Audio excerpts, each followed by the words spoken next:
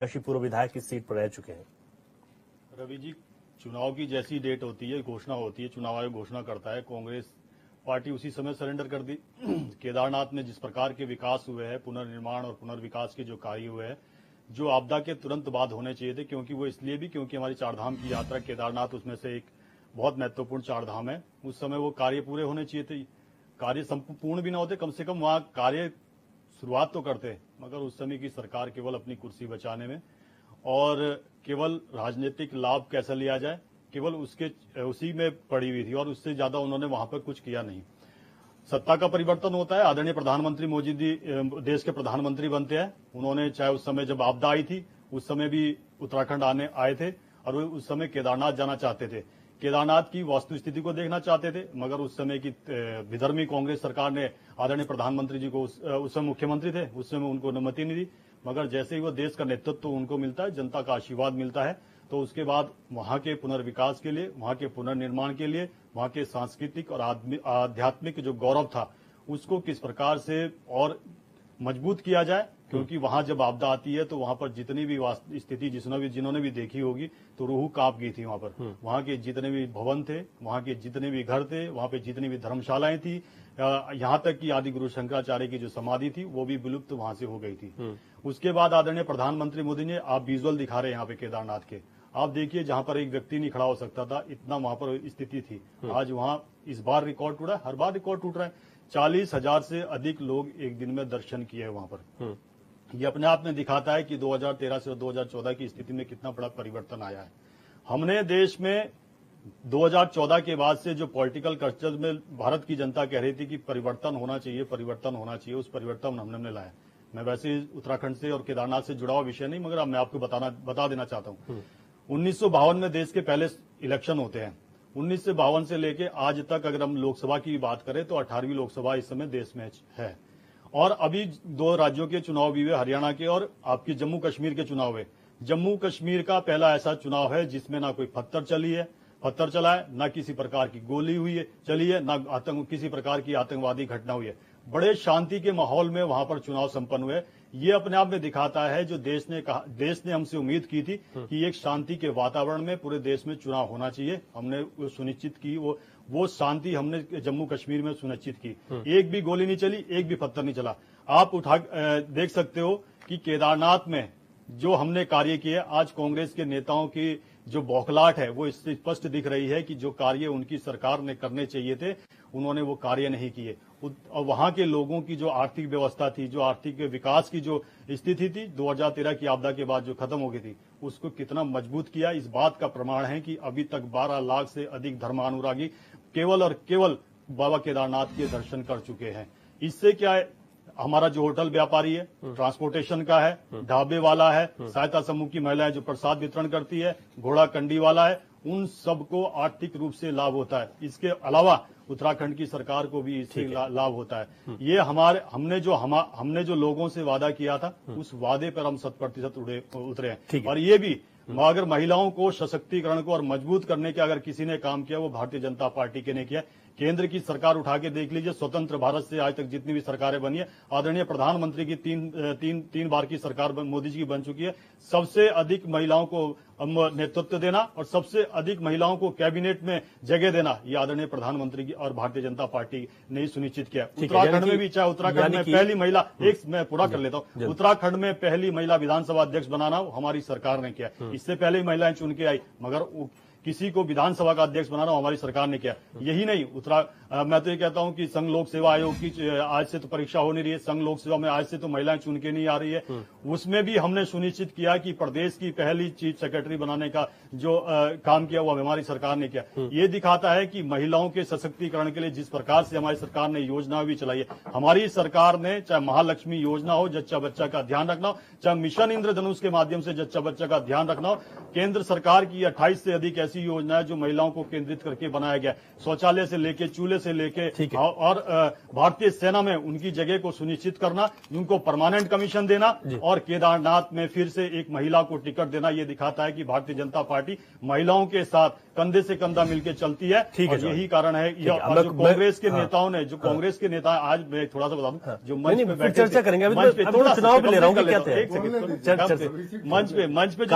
मंच पे जितने भी नेता लोग बैठे थे, आप देखिए जब घोषणा होती है चुनाव की तो कैसे एक दूसरे के ऊपर लांछन लगाते, हर कोई अपने आप को प्रत्याशी बता रहा था।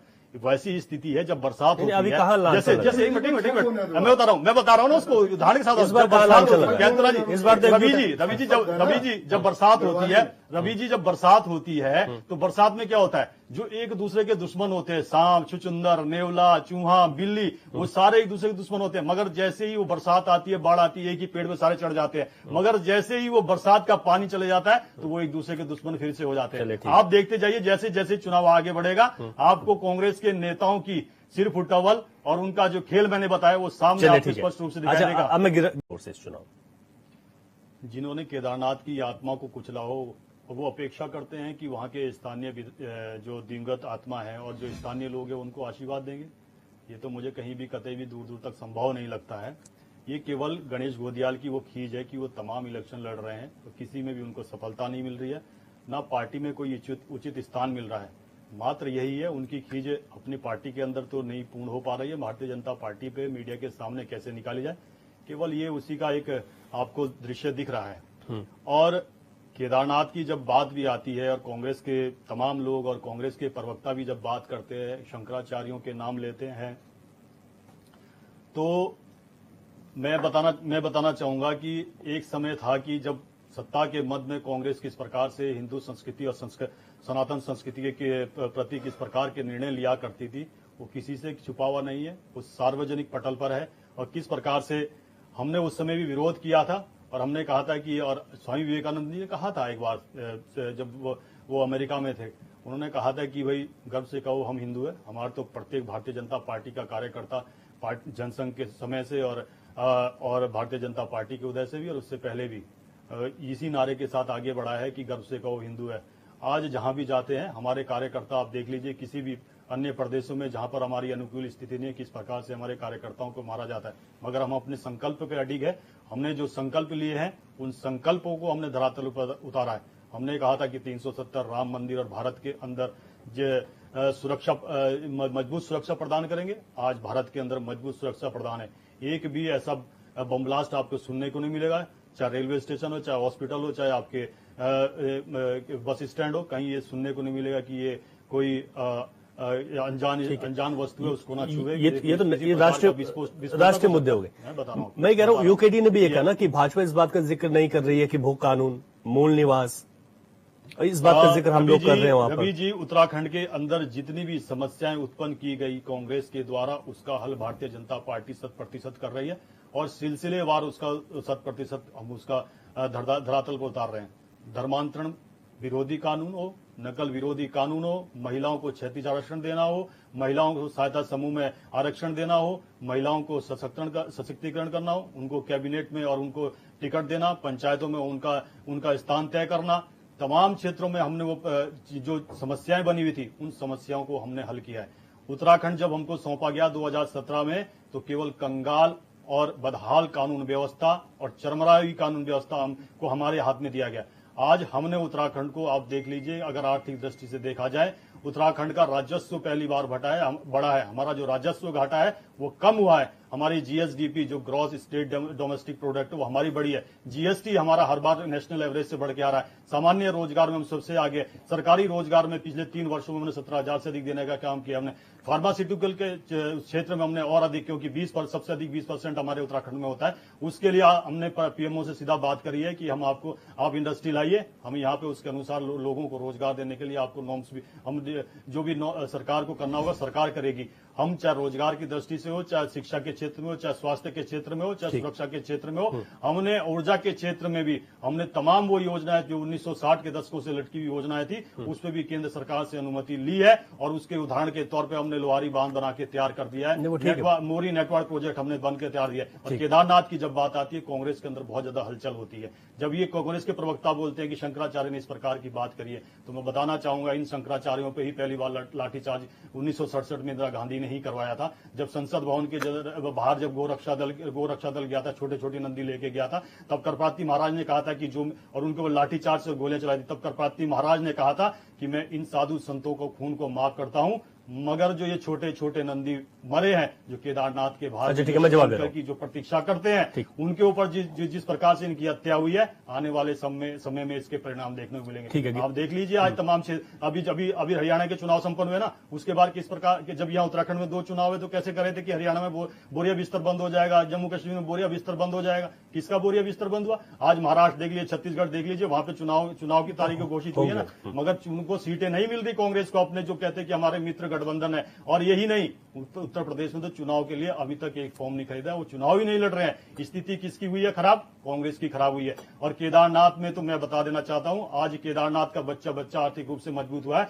हमारी सहायता समूह की महिलाओं ने पिछले बार की यात्रा में 50 लाख से अधिक का धन अर्जित किया है। ये क्या दिखाता है? ये दिखाता है कि महिलाओं को कैसे सशक्त किया जा रहा है। और जहां तक महिलाओं की बात करते, इनकी पार्टी की 2 राष्ट्रीय प्रवक्ता, ये मीडिया के सामने हमने थोड़ा लाया उनको सामने, एक छत्तीसगढ़ से राधिका खेड़ा और एक दिल्ली में बैठती थी वो प्रियंका चतुर्वेदी, जिनके साथ मथुरा के इनके जिला कार्यालय इनके जिला कार्यालय में फोरम पे बात रखी थी ना। उन्होंने सोनिया गांधी से लेकर राहुल गांधी से लेकर उनके स्टेट प्रभारी से लेकर मुख्यमंत्री तक बात रखी। अच्छा ठीक है, हमारे साथ जो दुर्व्यवहार हुआ कांग्रेस ने तो उस काल नहीं निकाला, मगर उनको भी अगर भारतीय जनता पार्टी केदारनाथ की जहां तक महिला की बात आती है कि सीट टिकट देने की बात है, कांग्रेस को किसने रोका था? क्यों नहीं देते? क्योंकि महिलाओं को ये सशक्त नहीं करना चाहते।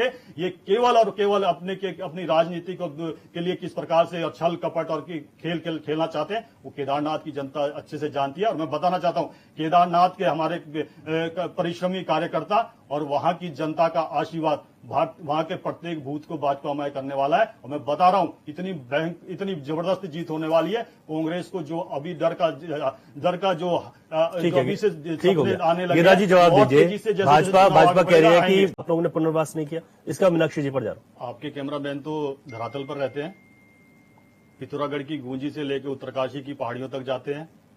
आपने केदारनाथ में एक व्यक्ति को भी सुना ये सुनते हुए कि भारतीय जनता पार्टी ने यहाँ के पुनर्विकास और पुनर्निर्माण में किसी का घर उजाड़ा हो? हमने उनको घर देने तक का काम किया है, वहां पे धर्मशालाएं बनाने तक का काम किया है, ध्यान शिविर बनाने तक का काम किया। कांग्रेस एक बार बता दे, एक सेकंड मैं आपको बोला, मैंने आपका प्रवचन जवाब दीजिए, मैंने आपका प्रवचन सुन लिया। रुको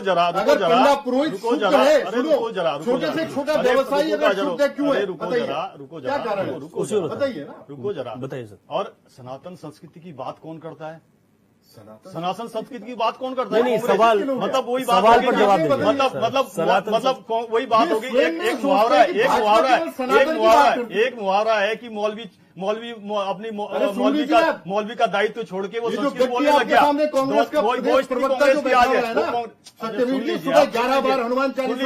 सुन लीजिए, अरे उनसे भी पढ़ाइए जो ये काम अनैतिक काम कर रहे हैं, उनसे भी पढ़ाइए। अरे सुन लीजिए, मैंने सुन लिया आपको। आप 11 बार पढ़ रहे हैं, मेरी शुभकामनाएं। आप 25 बार पढ़ो, आप 25 बार पढ़ो, मगर सुन लीजिए, अब आपके पार्टी के जलवे जलाल, कांग्रेस के कुल गौरव, कांग्रेस के युवा चेहरे, सुन लीजिए, आपको सुन लीजिए। अपने नेता को तो मानते होंगे, अपने नेता को तो फॉलो करते होंगे, नहीं करते होंगे? या भारतीय जनता पार्टी के नेता को फॉलो करते हैं?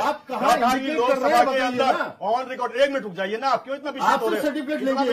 मैं नहीं सर्टिफिकेट दे रहा हूँ, आपके नेता ने सर्टिफिकेट दिया है, मैं सर्टिफिकेट नहीं दे रहा हूँ, आपके नेता ने सर्टिफिकेट दिया, जिसका नाम को उजागर कर रहा हूँ। अगर मान आए तो सुन लीजिए। अब आपके नेता 18वीं लोकसभा के अंदर मिस्टर राहुल गांधी कहते हैं कि ये हिंदू हिंसक होते हैं, ये जो शिव की जो शक्ति है उस शक्ति को खत्म करना है। ये कौन किसने कहा? क्या आप राहुल गांधी को फॉलो नहीं करते? क्या आप राहुल गांधी के ऑन रिकॉर्डेड है? अगर आपने नहीं सुना है तो आज भी पार्लियामेंट।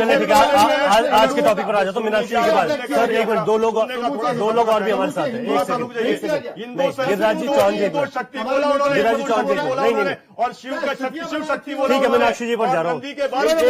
गिरिराज जी नहीं, समय फिर नहीं हो पाता, दो लोग और भी हमारे साथ। चौहान जी गिरिराज जी चुप हो गए, प्लीज आप भी चुप हो जाइए। चौहान जी एक सेकंड, चौहान जी आपको सब, आप एक सेकंड, मैं मीनाक्षी